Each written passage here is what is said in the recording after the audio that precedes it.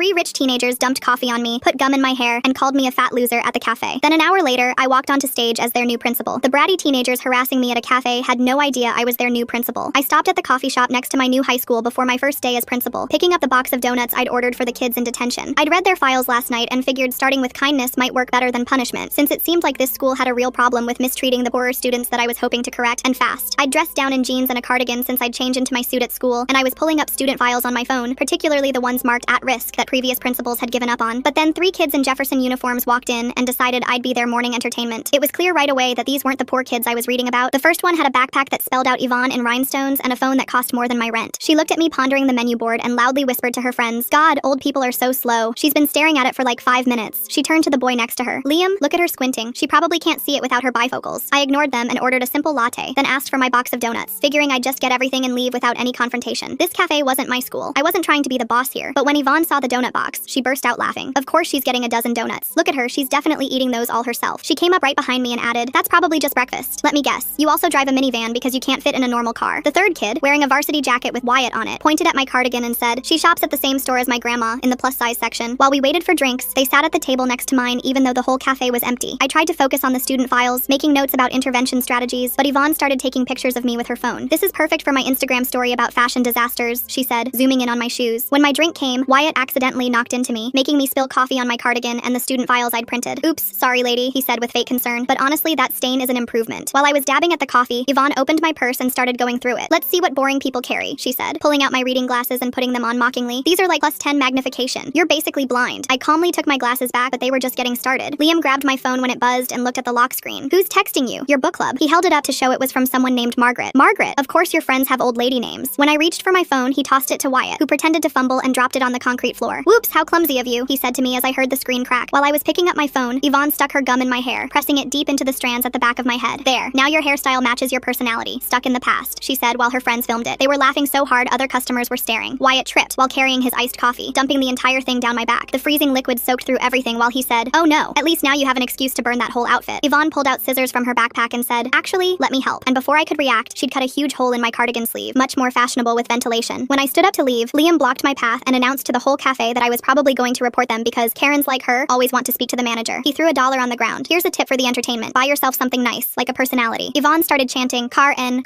and soon they had other kids joining in. As I finally made it to the door, Yvonne followed me out and shoved me hard from behind, making me stumble into the parking lot. "Run along to your boring job," she called out. "I bet you're a secretary or something equally worthless. My dad owns half this town and could buy and sell people like you." She spit at my feet before going back inside to her friends, all of them watching through the window and laughing as I walked toward the school. An hour later, I stood backstage at the assembly in my suit, the gum cut out of my hair leaving an obvious chunk missing, coffee stains still visible on my shirt underneath. The vice principal was at the microphone saying, "Please welcome your new principal, Ms. Turner," and I walked onto the stage. I scanned the crowd and found them immediately in the 3rd row. They were frozen with their mouths hanging open like they'd just seen a ghost. I let the silence stretch for 10 more seconds, watching Yvonne's face drain of all color while Liam started sweating through his shirt. The entire gymnasium stayed dead quiet, hundreds of students holding their breath. I touched the spot where the chunk of hair was missing. As you can see, I've already met some of our students this morning. A few nervous laughs rippled through the crowd. I clicked to the next slide showing our new bullying rules in bold letters. "Starting today, these rules apply to everyone. Doesn't matter who your parents are." The whispering started immediately. Everyone knew exactly what I meant. I looked straight at Yvonne, who was clutching her rhinestone backpack like it might somehow protect her. "I need 3 volunteers for something," I announced, my voice carrying across the gym. I pointed directly at the 3rd row. "Yvonne, Liam, and Wyatt, come on up." They didn't move, not an inch. The vice principal had to walk down the bleachers and basically drag them to the stage. Wyatt's Letterman jacket looked like it weighed 100 pounds on his shoulders. Once they stood beside me on stage, I pulled up the coffee shop security footage on the massive projection screen. "Let's talk about what happened this morning." The entire gymnasium gasped as they watched Yvonne stick gum in my hair, Wyatt dump coffee down my back, and those scissors come out to cut my cardigan. Kids everywhere started grabbing their phones. "Phones away," I said firmly. "This isn't about embarrassing anyone. It's about fixing problems." I turned to face my 3 morning friends. "You 3 get to be the first participants in our new program. Detention starts at 3 o'clock. You'll be eating donuts with the kids I actually bought them for." After the assembly ended, my phone started blowing up immediately. Tariq Ashley wanted to meet right now about his daughter. His text messages got increasingly aggressive with each one I didn't answer. I spent the next hour going through files on at-risk kids instead. Every single file showed the same pattern. Rich kids' problems mysteriously disappeared while poor kids got punished for the smallest infractions. Margaret knocked on my door and walked in carrying this massive folder. "Been saving this for 3 years," she said, setting it on my desk. "Was waiting for someone who'd actually care." I opened it to find changed grades, hidden disciplinary reports, and scholarship money that had been redirected to wealthy families. Yvonne's name appeared on nearly every page. At lunch, I visited the detention room where the regular kids were eating their sandwiches. I handed out the donuts that had survived this morning's assault and sat down to listen to their stories. Jalen Hayes looked me in the eye and told me about Yvonne making her life hell every single day. The other kids nodded along. They all knew exactly what she meant. 3 o'clock arrived, and Yvonne, Liam and Wyatt showed up at detention looking absolutely terrified. The regular detention kids couldn't believe what they were seeing. The untouchables actually facing consequences. I had them all clean cafeteria tables together. Yvonne whined about ruining her manicure until she saw the look on my face and went silent. Wyatt actually just did the work without complaining. He kept checking his phone though, probably worried about what his teammates were saying. Liam looked like he wanted to disappear into the floor entirely. After detention ended, Tariq Ashley was waiting in my office with Mario Vinogradov from the school board. They were both furious about me humiliating students in front of the whole school. I calmly showed them the coffee shop video and then opened Margaret's folder. Mario's face changed real quick when he saw the documentation about scholarship fraud. That night, Yvonne started posting on Instagram with hashtag Principal Power Trip. She'd edited the videos to make herself look like the victim, cutting out all the parts where she'd attacked me. But then Jaylin and other kids started posting their own stories with number Jefferson truth. Within hours, everyone was talking about what really went on at our school. The next morning, I started a free breakfast program for everyone. The cafeteria was packed with kids who usually didn't eat until lunch, if they ate at all. Carrie Snow cornered me in the hallway between classes. "You're messing up everything," she hissed. "We need those rich families' money to keep this school running." At lunch, I noticed Liam sitting completely alone at a table. His usual friends wouldn't even look in his direction anymore. Aurora McLean showed up with a news camera crew in tow. She wanted to talk about the viral video that was spreading across social media. I told her no, but she was already interviewing kids outside the building. I wonder what kind of school lets these kids carry scissors in their backpacks. The way Yvonne just happened to have them ready to cut someone's clothes makes me curious about what else she's done before. That afternoon's detention was bigger. I'd caught 6 more kids bullying others. The rich kids looked genuinely shocked that rules actually applied to them now. After detention ended, Wyatt lingered behind and started to tell me something about his dad and pressure to maintain the family image, but he stopped mid-sentence and walked away. Day 3 brought an emergency board meeting. The room was packed to capacity. Tariq Ashley stood up demanding I be fired immediately while other parents defended my actions. Margaret stood up from her seat and showed the board her 3 years of documented proof. The room went completely silent as they absorbed what they were seeing. Mario announced that they would be conducting a full audit of the school's financial and disciplinary records. Several board members looked like they might throw up right there. That night, someone spray-painted "snitch" across my car in bright red letters. The security footage showed someone in a hoodie, but you couldn't make out who it was. The next morning, Liam was waiting outside my office when I arrived. He looked exhausted. That's when he told me his family was actually broke. They'd been pretending to have money just so he could fit in with the wealthy kids. I got him enrolled in the free lunch program without anyone else knowing. He started crying and told me about other kids doing the exact same thing, living lies to avoid being targets. The audit results came back showing that scholarship money meant for poor kids had been systematically redirected to wealthy families who made donations. Tariq Ashley's name appeared on nearly every transaction. At the next assembly, I announced that all school financial matters would be completely public from now on. You could feel the wealthy parents panicking from their seats in the back. Yvonne showed up to detention wearing regular jeans and a plain t-shirt. No designer labels, no rhinestones, nothing flashy at all. She and Jaylin ended up working at adjacent tables. They didn't speak to each other, but something in the air had definitely shifted. The state education department announced they were launching a full investigation into Jefferson High. Mario Vinogradov resigned from the board that same day. A week later, Wyatt quit the football team. His dad stormed into my office screaming about family reputation and how I'd ruined his son's future. I offered Wyatt a chance to coach little kids' sports as community service instead. He said yes immediately, looking more relieved than I'd ever seen him. Aurora McLean's news story aired that evening with the title, "Revolution at Jefferson High." She'd interviewed dozens of kids outside the school, and watching it made my chest tight with something between pride and worry. "I finally feel safe here," one freshman told the camera, clutching her books. "Like the rules actually mean something now." Another kid wearing a worn jacket looked straight at the camera and said, "Ms. Turner sees us, the real us, not just our parents' bank accounts." The segment ran for 12 minutes, showing before and after footage of the school, interviews with students from both sides of the economic divide, and ended with Aurora standing in front of Jefferson's main entrance saying this was just the beginning of major changes. The next morning, health inspectors showed up at 3 of Tariq Ashley's restaurants. He stormed into my office around noon, his face purple with rage. "You did this!" He slammed his hands on my desk. "Don't pretend this is coincidence." I kept my voice level. "The health department says it's routine inspections. Nothing to do with me or the school." He leaned in close enough that I could smell his expensive cologne. "You've made a powerful enemy, Turner. This isn't over." After he left, I walked through the hallways during passing period and heard something that stopped me cold. Yvonne was standing by her locker, facing Jaylin Hayes. "I'm sorry," Yvonne said, her voice barely audible over the hallway noise. "For everything. The names, the shoving, the—" "Stop!" Jaylin cut her off. She looked Yvonne up and down, taking in the plain clothes, the lack of makeup, the way Yvonne couldn't quite meet her eyes. Then Jaylin just nodded once and walked away. 3 weeks had passed since that first assembly, and the breakfast program had grown beyond what I'd imagined. We were serving dinner now too, and the cafeteria stayed open until 7 every night. Local businesses started donating when they found out how many kids had been going hungry. The owner of the hardware store dropped off a check and told me, "Had no idea it was this bad. My employees' kids go here." Liam had started tutoring younger kids in math after school. His old friends would walk by the library windows and laugh, making obscene gestures, but he'd just pull the blinds closed and keep explaining fractions to the 6th graders. "They're idiots," he told me one afternoon when I stopped by. I was an idiot too. Still am probably, but at least I'm trying not to be. A month after the investigation started, half the school board had been replaced. The new members weren't all from wealthy families. We had a nurse, a mechanic, and a social worker now. They passed new financial oversight rules that meant money couldn't buy special treatment anymore. The morning after the board changes, Tariq Ashley pulled Yvonne out of Jefferson. She left a note on my desk that I found after lunch. I learned more than I wanted to. That was it. No signature, but I recognized her handwriting from all the discipline reports I'd reviewed. Detention had transformed into something unexpected. Instead of silent punishment, it became this space where kids from different groups actually worked through their problems. We had peer mediation circles, group projects, and yes, donuts every Friday. "This is weird," one kid said during a Friday session. "Like good weird, but weird." 2 months in, I got the report I'd been waiting for. Grades for at-risk students had gone up for the first time in years. Not dramatically, but enough to show we were moving in the right direction. Carrie Snow knocked on my door that afternoon. The same teacher who'd cornered me about needing rich families' money now stood there with a sheepish expression. I was wrong, she said simply. The kids in my remedial classes are actually participating now. Could you help me understand what you're doing? We spent an hour talking about engagement strategies and meeting students where they were instead of where we thought they should be. Margaret got promoted to vice principal after the previous one submitted his early retirement papers. Nobody was surprised. He'd been part of the old system for too long. Finally, Margaret said, moving into her new office. 23 years of ideas I can actually implement now. She immediately started reviewing every policy that had been used to discriminate against poor students, marking them for revision or elimination. The coffee shop incident had become legendary at school. Kids started saying, pulling a Turner, whenever someone stood up to bullies without throwing a punch. Did you see Jake pull a Turner on those seniors? I overheard in the hallway. Just stood there documenting everything on his phone while they tried to steal that kid's lunch money. 6 months after that first day, I found myself back at the same coffee shop. The teenage barista recognized me immediately. Her green hair was hard to forget. Ms. Turner. She practically bounced behind the counter. My little brother actually likes school now. He used to fake sick like 3 times a week. She made my latte with extra care, drawing a little heart in the foam. On the house, she said, waving away my money. Wyatt's coaching program had 40 kids signed up. He'd started with just basic sports skills, but it had evolved into mentorship. I watched from my office window as he taught them not just how to throw a football, but how to lose gracefully and win with humility. It's the first time I felt useful, Wyatt told me after practice one day. His face flushed from running drills. Not just popular or talented, actually useful. His father hadn't spoken to him in 2 months, but Wyatt seemed lighter somehow, like he'd put down a weight he didn't know he'd been carrying. Liam's grades had shot up once he stopped spending all his energy on maintaining his fake rich kid persona. Turns out when you're not constantly stressed about fitting in, you can actually focus on learning. Got into the honors math class for next year, he told me, holding the placement letter like it was made of gold. My mom cried when she saw it. Good tears though. The spring semester brought something I never expected. A letter from the state education board. They wanted me to present at their annual conference about what we'd done at Jefferson. I almost said no, but Margaret convinced me it could help other schools dealing with the same problems. You have to share this, she said, waving the invitation. Think about all the kids at other schools going through what ours went through. The presentation was scheduled for May, which gave me 2 months to prepare. I decided to bring students with me. Let them tell their own stories instead of me speaking for them. Jaylin volunteered immediately. I want other kids to know it can get better, she said, already making notes about what she wanted to say. To my surprise, Liam asked to come too. I need to own what I did, he told me. Maybe hearing from someone who was part of the problem can help. The local paper ran a feature about Jefferson's transformation. They interviewed dozens of people, students, parents, teachers, even the owner of the coffee shop where everything started. She walked in here covered in coffee and gum, and I thought she was going to break down, the barista told the reporter. Instead, she bought her donuts and went to work. The coffee shop barista giving free lattes to the principal who got covered in gum there? That's some beautiful full circle karma, from sticky mess to foam hearts in just 6 months flat. That's when I knew things were going to change. Wyatt's mom called me one afternoon, crying. He's like a different person, she said through tears. He actually talks to us at dinner now, tells us about the kids he's coaching, their progress. We haven't seen him this happy since middle school. The coaching program had become so popular we had to add evening sessions. Wyatt recruited other athletes who'd quit their teams to help out. They weren't the stars anymore, but they seemed more genuine, more real. One Thursday, I walked past the detention room and heard laughter. Real laughter, not the mean kind. Inside, kids from every social group were working on a mural together for the cafeteria wall. They'd decided the theme themselves. Jefferson United. Ms. Turner, check this out, one kid called, pointing to a section showing students of all backgrounds sharing a table. We're putting everyone in it, even the kids who left. I noticed a small figure in the corner with a rhinestone backpack, walking away from the school. They'd included Yvonne in their story of change. The state conference was held in the Capitol, in this massive convention center. Walking in with Jaylin and Liam, I felt more nervous than that first day at Jefferson. We had an hour-long slot in the main auditorium. The place was packed. Superintendents, principals, state officials, all waiting to hear about the Jefferson miracle as they'd started calling it. I started with the coffee shop video. No introduction, no context, just the raw footage of 3 kids destroying their future principal's morning. The auditorium went dead silent. This was my first interaction with Jefferson students, I said when the video ended. 6 hours later, I was their principal. Jaylin took the microphone next. She didn't sugarcoat anything, told them about years of being invisible, of having her lunch money stolen while teachers looked away, of almost dropping out before I arrived. The bullies didn't just take our money, she said, her voice steady. They took our belief that we mattered. Ms. Turner gave that back. Liam's turn was harder to watch. He talked about the pressure to fit in, the lies he told, the kids he hurt trying to stay in the popular group. I threw away real friendships for fake ones, he admitted. I bullied kids who were going through the same struggles I was. Ms. Turner didn't just punish us, she made us see ourselves. The Q&A session ran over by an hour. Superintendent after superintendent wanted to know how to replicate what we'd done. I kept telling them the same thing. You have to be willing to lose the big donors. You have to choose the kids who need you over the ones who fund you. After the conference, emails started flooding in from schools across the state. They wanted consultation, advice, copies of our new policies. Margaret and I spent entire weekends putting together resource packets. 3 schools in neighboring districts implemented our breakfast and dinner programs within a month. 2 more copied our transparent financial policies. The ripple effect was starting. Back at Jefferson, something beautiful was happening. The kids who'd been enemies were becoming something else. Not friends exactly, but not enemies either. They'd nod in the halls, share tables when the cafeteria was crowded, work together on projects without complaint. One morning in late May, I found a package on my desk with no return address. Inside was a brand new cardigan, designer label, with a note to replace the one I ruined. I'm sorry. Why? I never wore it, but I kept it in my office as a reminder that even the kids who seem unreachable are still just kids. The last day of school, Wyatt stopped by my office. His dad still wasn't talking to him, but he'd gotten into college on an academic scholarship, not athletic. I wrote about the coaching program in my essay, he said, showing me his acceptance letter. About learning that strength isn't about power over others, but lifting them up. Liam had been accepted to the state university's engineering program. Turns out I'm actually good at math when I'm not pretending to be stupid to fit in, he said with a grin that looked nothing like his old cocky smirk. The detention room had been transformed over the year. The mural was finished, the walls covered with photos of kids working together, quotes about second chances, and yes, a photo from that first detention with donuts. On the very last afternoon, after the buses had left and the building was quiet, Margaret and I sat in my office looking at the statistics. Bullying reports down 78%. Academic performance up across all economic levels. 0 kids expelled for fighting in the past 4 months. You did it, Margaret said, but I shook my head. We all did it. The kids most of all. That evening I stopped at the coffee shop one more time. The same barista was there, the one with green hair who'd given me free coffee months ago. Usual? She asked, already starting my latte. While I waited, 3 kids in Jefferson uniforms came in. I tensed for a second. Old habits die hard, but they just ordered their drinks and sat down to study together. One of them was wearing designer clothes. Another had patches on their backpack. The third somewhere in between. They shared their notes like it was the most natural thing in the world. Here you go, Ms. Turner, the barista said, handing me my drink. She'd drawn a little graduation cap in the foam. Congratulations on surviving year 1. Walking back to my car, I passed the spot where Yvonne had shoved me that first morning. The parking lot looked the same, but everything else had changed. My phone buzzed with a text from an unknown number. Thank you for not giving up on us, even when we gave you every reason to. Your first detention class. I sat in my car for a minute, reading it again. Then I drove home, already thinking about year 2. There was still work to do, always would be, but we'd proven something important. That one moment of standing up, even covered in coffee with gum in your hair, could change everything. The summer break stretched ahead, but I'd be back. We all would. Because Jefferson High wasn't just a school anymore. It was proof that the system could change. One detention, one donut, one difficult conversation at a time. Thanks for letting me explore all these fascinating questions with you. Really hope you enjoyed wondering right alongside me. See you next time. Like the video, it helps more than you think.